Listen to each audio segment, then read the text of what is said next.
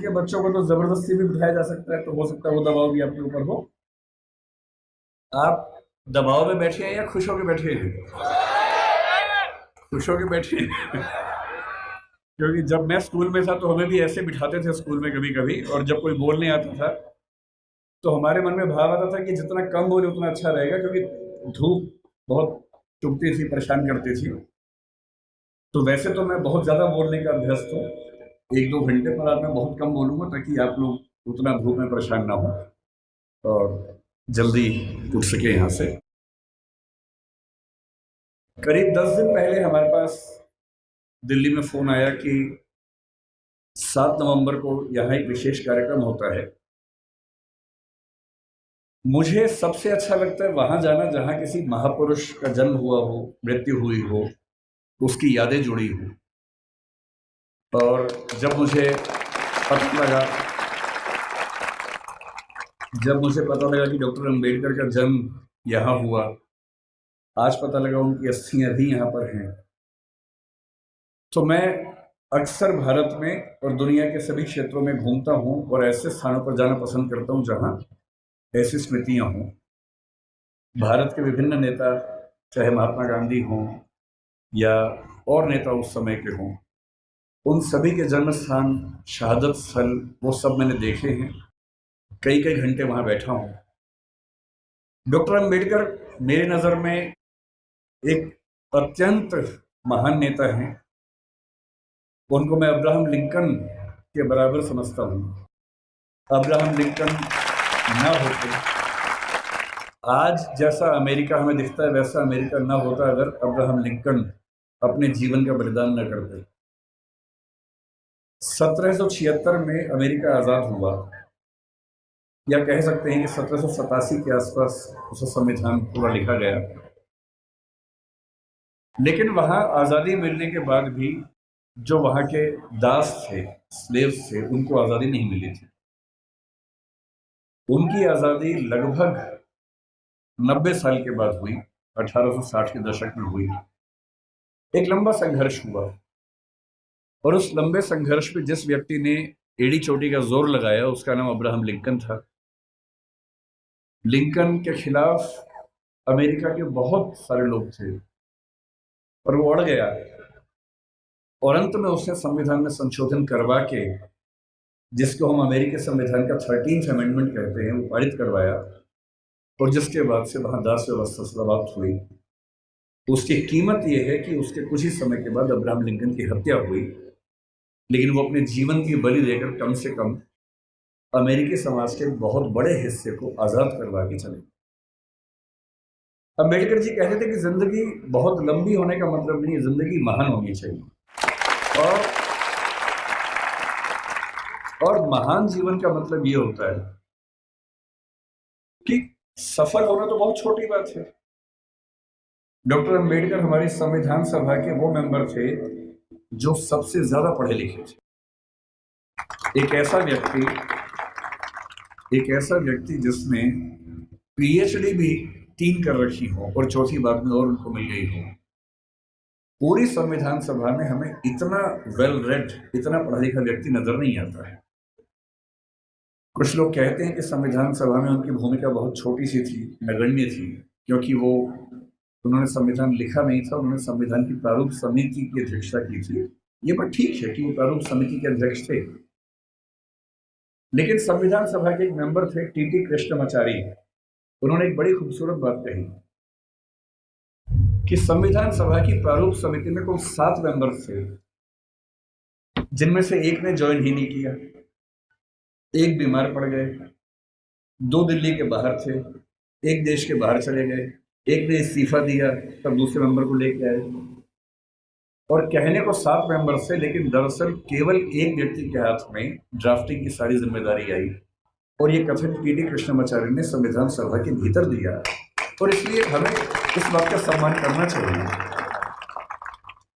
लेकिन आप में से अधिकांश बच्चे जिस सामाजिक परिवेश से हैं, मैं संयोग से समाज के उस परिवेश से हूं जिसने सामाजिक विषमताओं को झेला नहीं। मेरा जन्म एक ऐसे परिवार में हुआ जो निम्न जाति का नहीं है, तो मैं सवर्ण समाज से हूँ। संयोग की बात है, तुक्के की बात है। किसी का तुक्का कुछ लगता है, किसी का कुछ लगता है, तो मैं तुक्के से उस समाज से हूँ जहां जातीय भेदभाव झेलना नहीं पड़ता है। मैं बहुत गरीब भी नहीं रहा, मेरे माता पिता अध्यापक थे तो वेतन भी ठीक ही था उनका। और इसलिए मैं देखता हूं कि हमारे समाज में सामान्यतः एक राय ऐसी बन गई है कि डॉक्टर अंबेडकर केवल दलित समाज के नेता हैं, उन्होंने केवल उनके लिए कुछ महान काम किए। और मेरा मानना है कि इस गलत फहमी से हमारे समाज को बचना चाहिए। डॉक्टर अंबेडकर हमारे देश के आज तक के सबसे महान नेताओं में से एक हैं और उनकी महानता को हमें स्वीकार करना चाहिए। धूप बहुत ज्यादा है, आपकी उम्र भी बहुत कम है, इसलिए मैं गहरी बातों में नहीं जाऊंगा। डॉक्टर अंबेडकर को लेकर कुछ बहुत गहरे विवाद, गहरे संवाद हो सकते हैं। उनका गांधी जी से क्या रिश्ता था, आजादी के आंदोलन से उनका क्या रिश्ता था, मार्क्सवाद से क्या रिश्ता था, बौद्ध धर्म से उनका क्या रिश्ता था, ये सब ऐसे प्रश्न हैं जिन पर हम कई घंटे गहरी बात कर सकते हैं। लेकिन क्योंकि आप अभी स्कूल वाले बच्चे हैं ज्यादातर, आपके लिए इन विवादों में अभी उलझना ठीक नहीं है। आपके लिए जो ज्यादा महत्वपूर्ण है, मैं उस बात पे आता हूं। मैंने पिछले 1 साल में जो यात्राएं की, उसमें एक यात्रा कोलंबिया विश्वविद्यालय न्यूयॉर्क की, और वहां जाते ही मैंने अपने दोस्तों से पूछा कि भाई यहाँ डॉक्टर अंबेडकर पढ़ते थे, कोई ऐसा मेमोरियल उनका है क्या? तो वो मुझे एक लाइब्रेरी में, जो बेसमेंट में अच्छी लाइब्रेरी, उनकी काफ़ी अच्छी लाइब्रेरी है, वहाँ लेके गए।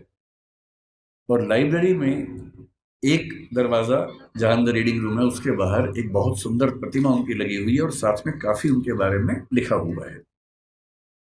और मुझे बहुत अच्छा लगा कि कोलंबिया विश्वविद्यालय आज भी ये मानता है कि डॉक्टर अंबेडकर उनके आज तक के सबसे शानदार विद्यार्थियों में से एक थे। फिर उसी के कुछ दिन बाद मैं लंदन में था, तो लंदन स्कूल ऑफ इकोनॉमिक्स वहाँ से पास ही था, करीब 2-3 किलोमीटर दूर था। संडे का दिन था, तो मैं घूमते घूमते वहाँ चला गया। बंद था वो, तो मैंने वहाँ उनके जो स्टाफ के मेंबर थे उनसे रिक्वेस्ट की कि क्या मैं अंदर केवल घूम सकता हूँ थोड़ा सा? तो बोले हाँ घूम लीजिए।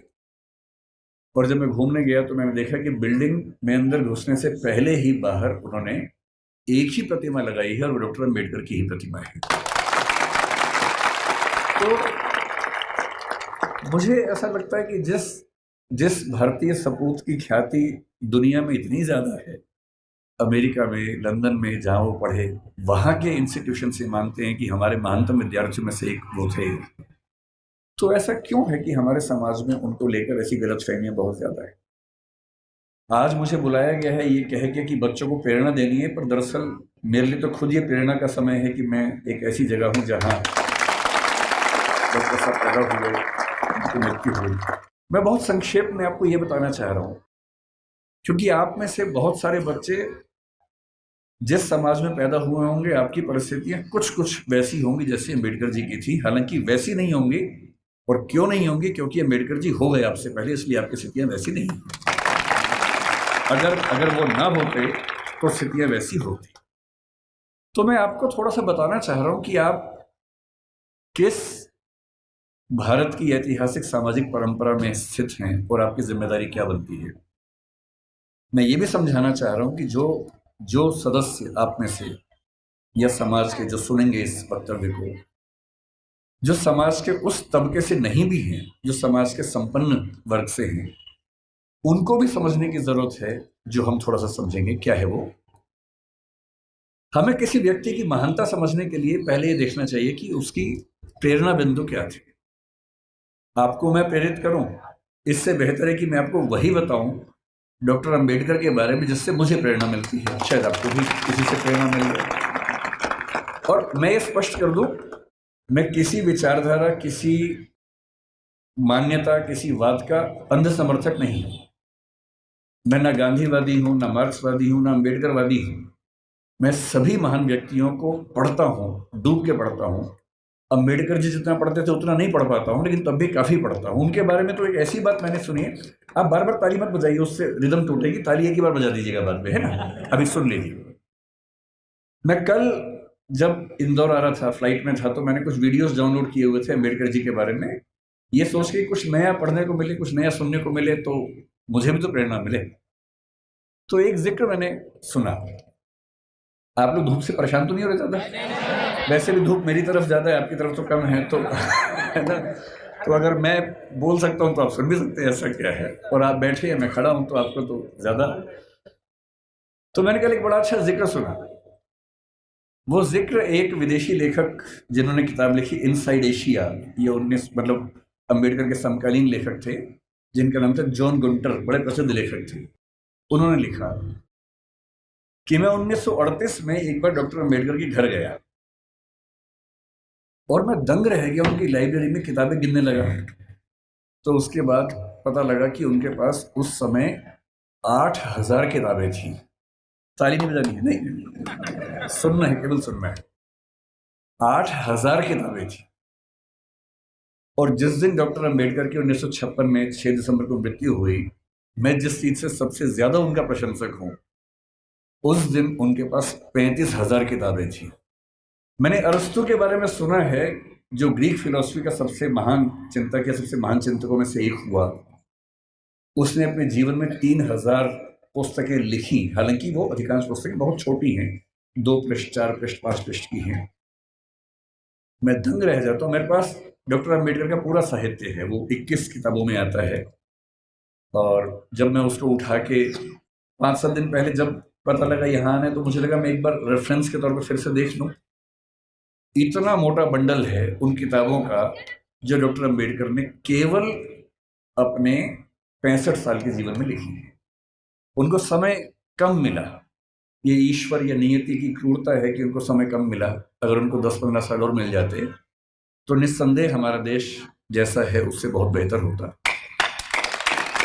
लेकिन नियति का मामला है। मैं देखता हूं कि हमारे समाज में बहुत लोग उनका विरोध करते हैं। उनको लगता है कि ये दलितों का नेता है, ये हिंदू धर्म के बहुत खिलाफ था, ये बहुत नाराज रहता था। लेकिन उन्होंने उन परिस्थितियों को, उस बैकग्राउंड को देखा नहीं जो आज मैं आपसे डिस्कस करूंगा। आपने सुना होगा जरूर, नहीं सुना तो आप सुन लीजिए और फिर तुलना कीजिए कि आज आप जहां हैं क्यों वहां हैं। अगर अंबेडकर साहब ना होते या ज्योतिबा फुले ना होते, उसके 500 साल पहले कबीरदास ना होते, उसके 2000 साल पहले बुद्ध ना होते, तो दरअसल हम वहां नहीं होते जहां आज हम बैठे हैं। क्या उन्होंने क्या झेला अंबेडकर जी ने? क्योंकि आप बच्चे हैं, इसलिए मैं वही सी चीजें बताऊंगा जो आपको थोड़ा सुन के समझ में आएंगी और प्रेरणा मिलेगी आपको। जब वो 6 साल के हुए, यहीं पैदा हुए, यही उनका घर है, मुझे बताया गया इसी घर में उनका जन्म हुआ। आप लोग कितने सौभाग्यशाली है कि आप यहाँ आते हैं। मैं तो पहली बार जीवन में आया हूँ। कुछ दिन पहले इंदौर पहली बार मैं आया था, 1 साल पहले। मुझे ये नहीं पता था कि इतना पास में वो जगह है, वरना मैं उसी दिन आता। तो मुझे बड़ा आश्चर्य हुआ कि मैं इंदौर तक आया भी और मुझे पता नहीं चला।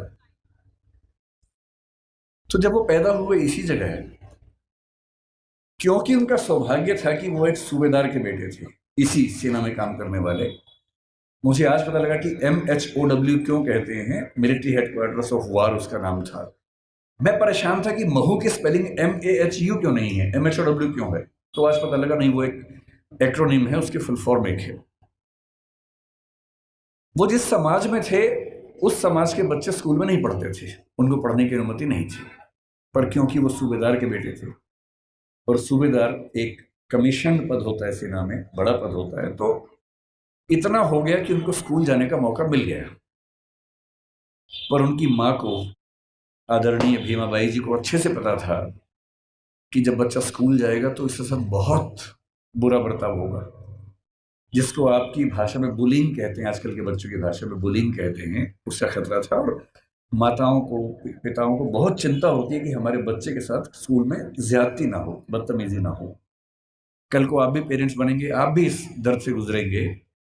ऐसे कई बच्चे होते हैं, कोई फिजिकली उतना ठीक नहीं है, कोई मेंटली उतना ठीक नहीं है। जब वो स्कूल जाते हैं बच्चे, एक तो पहले वो पीड़ित है, उसके बाद स्कूल के बाकी बच्चे उनका मजाक बनाते हैं, चिढ़ाते हैं। पेरेंट्स को इतना दर्द होता है इस बात से, लेकिन क्या करें। तो उनकी माता जी ने, भीमाबाई जी ने कहा कि देख बेटा, स्कूल जा रहा है, पहले ही समझा रही हूं, बहुत बुरे अनुभव होंगे। लड़ना मत, झगड़ना मत, विद्रोह करके छोड़ मत देना, क्योंकि पढ़ाई करोगे वो अकेला रास्ता है कि कुछ बड़ा कर पाओगे जीवन में, वरना कोई दूसरा रास्ता नहीं है। इस बात को उस छोटे से बच्चे ने मन में बिठा लिया। वो स्कूल गया। उस स्कूल में पहली बार कोई ऐसा बच्चा आया था जो समाज के अछूत कहे जाने वाले समुदाय का हिस्सा था। जो बाकी बच्चे थे बुरे नहीं थे, पर वो भी अपने अपने घर से सीख रहे थे, अपने समाज से सीख रहे थे। उनको ये पता था कि ऐसे बच्चों के साथ नहीं बैठना है, दूर रहना है। तो व्यवस्था हुई कि वो स्कूल में क्लास के सबसे अंत में, जहां सारे बच्चों के जूते चप्पल रखे हैं, उसके पड़ोस में एक दरी छोटी सी बिछा के बैठेंगे और दरी भी खुद लेके आएंगे ताकि स्कूल में कोई और व्यक्ति अपवित्र ना हो। अब सोच के देखिए, इमेजिन कीजिए उस बच्चे की हालत कि एक बच्चा है, अपने घर से दरी लेके आता है, क्लास के अंत में जहां जूते चप्पल रखे उसके पास में बिछाता है, बैठता है, बाद में लेके जाता है। उसके साथ कोई खाना भी नहीं खाता है, तो वो दीवार की तरफ चेहरा करके अपना भोजन करता है जो घर से लेके आया था। उसको पानी पीने की अनुमति नहीं है। आपने ये सब नहीं झेला होगा, उस बच्चे का सोचिए। ये आज से केवल और केवल 110 साल पहले की बात मैं कर रहा हूँ, बहुत पुरानी बात नहीं है, 115 साल पहले की बात। उस बच्चे को पानी पीना है और स्कूल में पानी की एक ही व्यवस्था है कि जो पानी का नल है या घड़ा है उसे वो नहीं छू सकता। तो एक चपरासी है जो उसको दूर से पानी देगा तो वो पिएगा, वो घड़ा नहीं छू सकता है। और ये बात कोई और नहीं कहा है, डॉक्टर अंबेडकर ने खुद अपनी आत्मकथा लिखी है। वो उस समय छप नहीं पाई थी, छपी 1990 के आसपास है। अंग्रेजी में उस आत्मकथा के कुल 6 अध्याय हैं। उसका नाम है वेटिंग फॉर ए वीजा। ये उन्हीं की पुस्तक है। उसमें केवल 6 अध्याय हैं, जिनमें से 4 अध्यायों में उन्होंने अपने अनुभव बताए हैं और 2 में बाकियों के अनुभव बताए हैं। और जो पहला अनुभव है वो यही अनुभव है। और वो साफ लिखते हैं कि अगर किस दिन बच्चों, अभी मैं जानता हूं आप बहुत बेचैन हो गए, शरारत करने का मन भी होगा, लेकिन जिनकी बात चल रही है ना, उनके सम्मान में थोड़ा शांत रहें और सुने, है ना, समझें उस बात। चंचलता इस उम्र में होती है, लेकिन थोड़ा सुन लीजिए, क्या हो गया, फायदा हो जाएगा, कुछ नया सीखोगे, है ना। आपकी उम्र से बहुत पहले अंबेडकर जी बहुत सीरियस हो गए थे, इसलिए वो अंबेडकर जी हैं। तो अब तो सीरियस हो ही जाना चाहिए। और जिस व्यक्ति की बात चल रही है उसका कितना एहसान है हम पे, आपके समाज में विशेष रूप से, ये भी समझना चाहिए। जिस दिन चपरासी नहीं आएगा उस दिन पानी नहीं पी सकते हैं। उन्होंने एक वाक्य लिखा अपनी आत्मकथा में, नो पियन नो वाटर। उस समय ऐसी बोतलें नहीं होती थी जो भी आपको बढ़ रही थी, जिन बोतलों के लिए आप हाहाकार मचा रहे थे, उस जमाने में नहीं होती थी। उस जमाने में पियर नहीं आता था तो पानी नहीं मिलता था। उनके नंबर बहुत अच्छा है क्लास में, व्यवस्था थी कि जिसके नंबर जितने अच्छे होंगे वो उतना आगे बैठेगा, पर उनको ये ऑप्शन नहीं था कि वो आगे बैठे।